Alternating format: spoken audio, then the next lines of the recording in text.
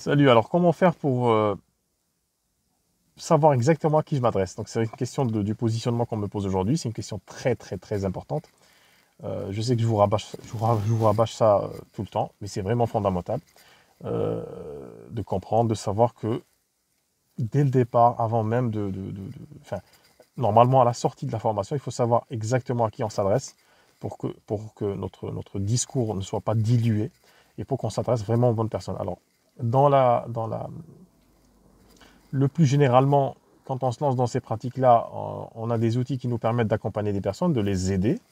On n'a pas forcément ce réflexe-là de se dire à qui je vais m'adresser, parce qu'on se dit naturellement, les outils que j'ai me permettent d'aider le maximum de personnes. Donc pourquoi cette question-là? Ça peut être d'ailleurs étonnant pour certaines personnes, surtout pour les personnes qui arrivent à développer leur activité sans forcément cibler, sans forcément s'adresser à un certain groupe, un certain profil de personnes, ou certains plutôt profils de douleurs ou de problématiques.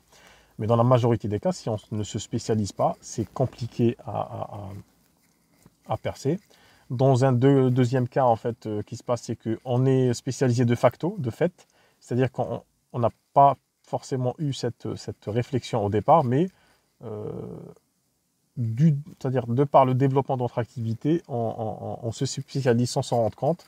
Et c'est d'ailleurs la petite anecdote que je vais vous raconter, c'est une discussion que j'ai eue avec une praticienne en hypnose qui me dit, d'ailleurs la discussion tournait autour de ce positionnement-là, et qui me disait bah, finalement je sais pas en fait choisir un client ou des clients idéaux, des profils auxquels je peux proposer mes services et tout. Donc on discute avec cette personne, donc je l'ai interrogé sur ce qu'elle faisait déjà. Et en fait ce qui ressortait dans ce que disait cette personne, c'est que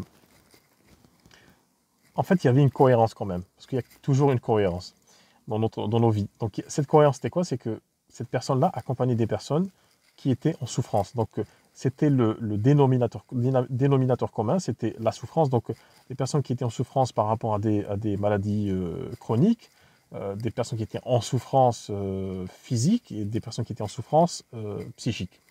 Donc elle n'était pas nécessairement dans le développement personnel, mais plutôt pour régler des problématiques de souffrance. Et je lui dis, écoute, de ce que tu me dis, les trois quatre cas que tu me dis, là, que tu me cites, c'est la souffrance qui apparaît. Et là, c'est intéressant parce que la personne, et ça arrive très souvent dans les accompagnements, dans les coachings, c'est que et j'aime trop ces moments-là où la personne s'arrête. Et je sens que, voilà, comme je vous ai parlé déjà de la métaphore du trousseau de clés, c'est que j'ai un trousseau de clés avec des centaines de clés et à chaque fois j'essaie de mettre la bonne clé dans la bonne serrure. Et voilà, je fais ça continuellement jusqu'à ce que ça ouvre quelque chose et puis qu'on débouche sur autre chose et ainsi de suite jusqu'à ce qu'on arrive vraiment au fond soit du problème, soit de la motivation, ce qui permet cette motivation.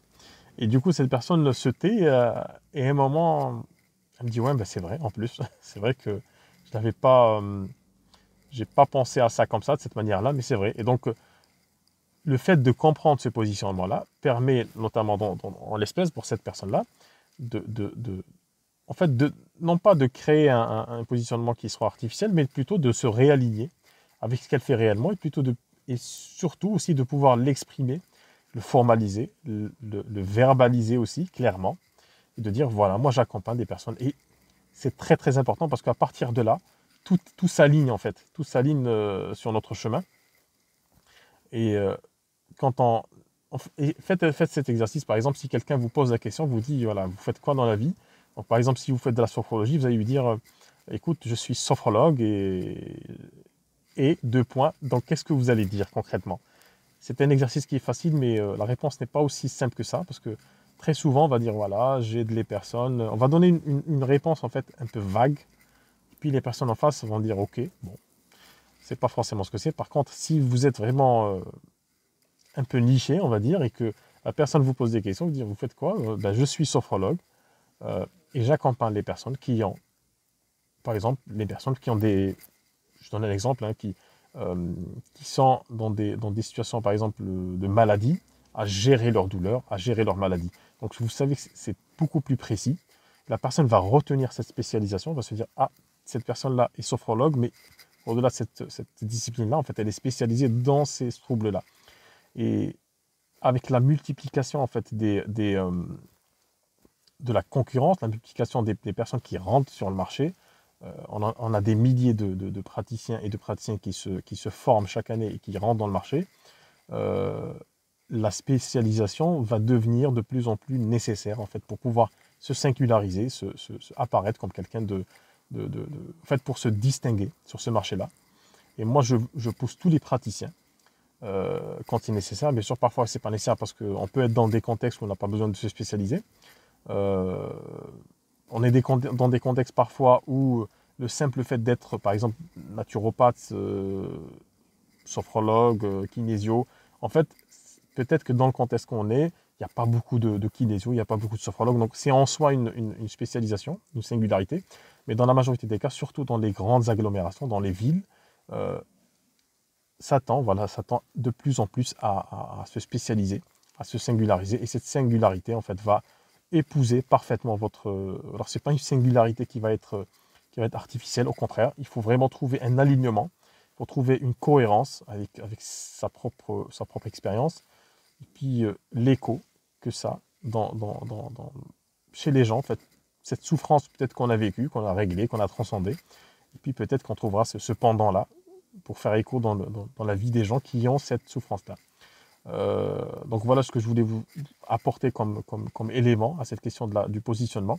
C'est une question que je pose très très souvent donc, aux praticiens. Quand je parle de positionnement, ce n'est pas un positionnement en termes, on va dire, sur le terrain pédagogique, mais c'est un positionnement plutôt commercial, entre guillemets, pour qu'on puisse vous identifier comme le ou la spécialiste de telle ou telle problématique.